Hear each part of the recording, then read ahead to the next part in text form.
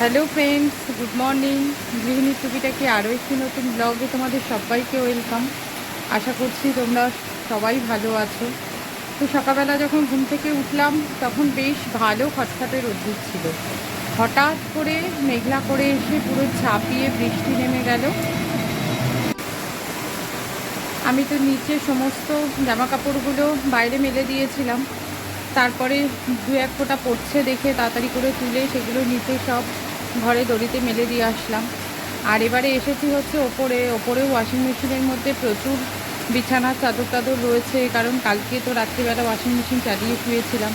তো সেগুলোও এখন এই ওপরে দড়িতে দড়িতে মেলে দেবো বলে আসলাম।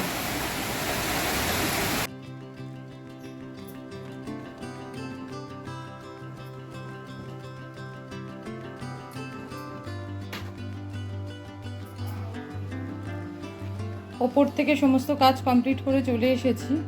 এবারে এই ঘরে বিছানার চাদরটা চেঞ্জ করব। বিছানার চাদরটা চেঞ্জ করে বিছানাটা পুরো গুছিয়ে নিয়েছি। এবারে যাব হচ্ছে রান্নাঘরে। বাজার করে নিয়ে চলে এসেছে অনেকক্ষণ আগেই। আর বাজারে যেদিন যায় সেদিন তো একসাথে অনেক রকমের মাছই নিয়ে আসে। তো আমি এবারে মাছগুলো সব ধুয়ে টিফিন বক্সে করে করে ফ্রিজে তুলব। নিয়ে এসেছে হচ্ছে ইলিশ মাছ, চিংড়ি মাছ,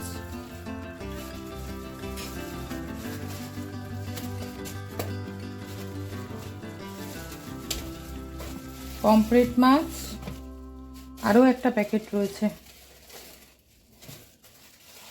আর এনেছে হচ্ছে ট্যাংরা মাছ। ট্যাংরা মাছগুলো একদম সবকটাতে ডিম ভরা। এবারে মাছগুলো সব ধোবো, ধুয়ে আলাদা আলাদা কন্টেনারে সব তুলবো। মাছগুলো সব ধুয়ে পরিষ্কার করে নিয়েছি, নিয়ে সবকটা কন্টেনারে ভরেও দিয়েছি। ফ্রিজে তুলে দেবো এবারে। আর কোনো মাছই রাখবো না বাইরে, তার কারণ আজকে আমি মাছ রান্না করব না। চলে এসেছি রান্নাঘরে, আর কাটাকুটিগুলোও সব সেরে নিয়েছি। এবারে রান্নাটা শুরু করব। আজকে আমি রান্না করব হচ্ছে সয়াবিন রাইস। তো কড়াইতে প্রথমেই দিয়েছি হচ্ছে সাদা তেল, আর তার মধ্যে এখন ফোড়নে দিলাম হচ্ছে গোটা গরম মশলা, আর দেব তেজপাতা।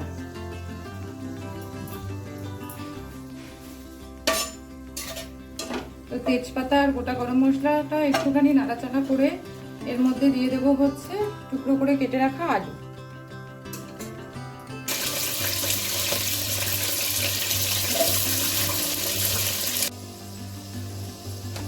আলুগুলো বেশ একটু নাড়াচাড়া করে ভেজে নিয়েছি। এবারে এর মধ্যে দিয়ে দিচ্ছি হচ্ছে কুচি করে কেটে রাখা পেঁয়াজ।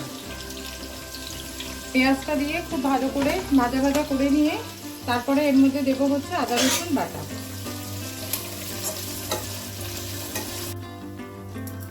আদা রসুন বাটাটাকে দিয়ে খুব ভালো করে কষিয়ে নিয়েছি। এবারে দিয়ে দিচ্ছি হচ্ছে সমস্ত গুঁড়ো মশলাগুলো। 1.5 চামচের একটু কম দিলাম হচ্ছে জিরে গুঁড়ো, আর 1 চামচ ভর্তি ভর্তি দেবো হচ্ছে ধনে গুঁড়ো। রান্নাটাতে হলুদ দেবো না, এই মশলার থেকেই যা কালার হবে সেটাই। এবারে দেবো হচ্ছে পরিমাণ মতো নুন,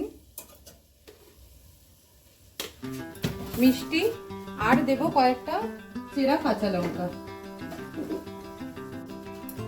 মশলাগুলোকে ভালো করে কষানোর জন্য সামান্য একটুখানি জল দিচ্ছি।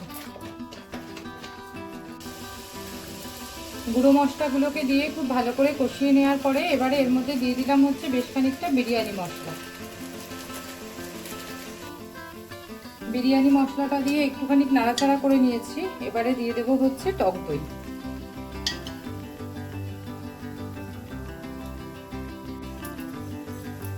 সমস্ত মশলার সাথে এবারে দিয়ে দিলাম হচ্ছে সেদ্ধ করে রাখা সোয়াবিনটাকে দিয়ে এর সাথে খুব ভালোভাবে কষিয়ে নেব।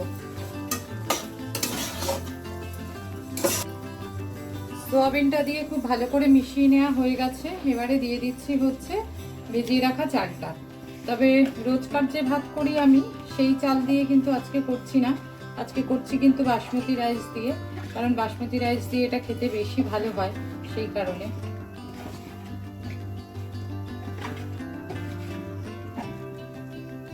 এবার চালটার সাথে সবকিছু খুব ভালো করে মিশিয়ে নেব, নিয়ে দিয়ে দেবো হচ্ছে গরম জল। যে বাটি মেপে আমি চাল নিয়েছি সেই বাটি মেপেই কিন্তু আমি গরম জল করতে বসিয়েছি আর কি। তো এই চালটার সঙ্গে সব কিছু ভালো করে মিশিয়ে নিয়ে গরম জলটা দিয়ে দেবো।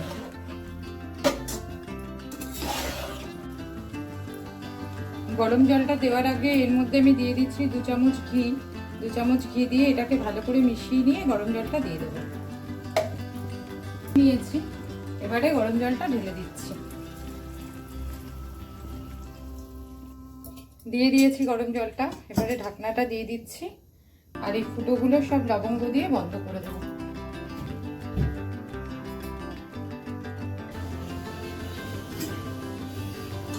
রাইসটা কিন্তু আমার হয়ে গেছে, আর রাইসটা কিন্তু বেশ ভালো রকমেরই একদম ঝুরঝুরে হয়েছে।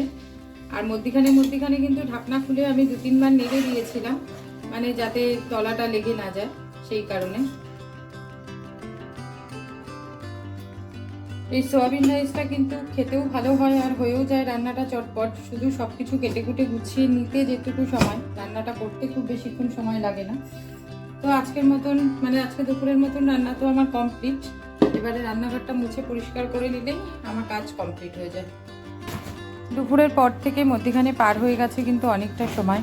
সন্ধ্যাবেলা চাটা খেয়ে আমি এখন এই মাসের বাজারটা নিয়ে বসেছি। অনেক দিন আগেই মাসের বাজারটা দিয়ে গেছে, কিন্তু সব কিছু না এখনও জায়গায় তুলতে পারিনি। যেটুকু প্রয়োজন হয়েছে সেটুকু বের করে নিয়েছি। তো ভাবলাম যে এখন এই কাজটা করি। তো আমার এই যে এই বড় বালতিটার মধ্যে আমি সমস্ত বাজারগুলো গুছিয়ে রাখি। তো যেগুলো কৌটে ঢালার সেগুলো সব কৌটে ঢেলে দেবো, আর বাদবাকিগুলো সব এই বালতিটাই গুছিয়ে রাখবো।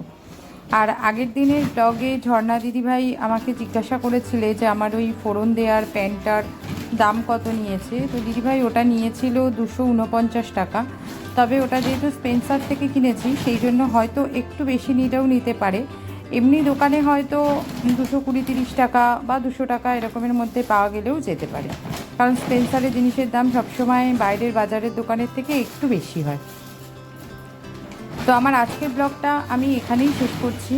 আমার আজকের ব্লগটা যদি তোমাদের ভালো লেগে থাকে তো ব্লগটাতে একটা লাইক করে দিও, আর কমেন্ট করে অবশ্যই জানিও আমার ব্লগগুলো তোমাদের দেখতে কেমন লাগছে।